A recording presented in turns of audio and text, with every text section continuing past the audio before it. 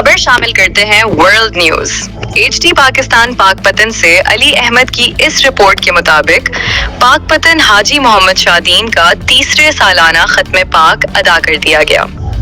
پاک پتن چک بیلا اڈا فرید کوٹ بھینی محمد شادین پر تیسری سالانہ محفل مصطفیٰ صلی اللہ علیہ وآلہ وسلم کا انعقاد ہوا، جس میں مہمان خصوصی میاں خاور فرید مانیکا صاحب اور ان کے بیٹے موسیٰ مانیکا صاحب، میاں احمد فراز مانیکا، میاں شاہد نواز مانیکا نے خصوصی شرکت کی۔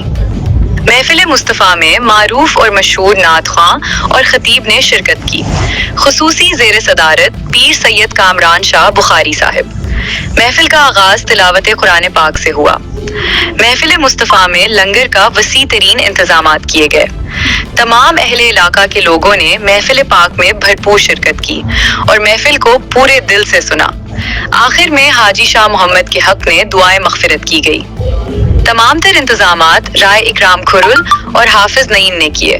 اہل علاقہ نے اس محفل کی بہت تعریف کی۔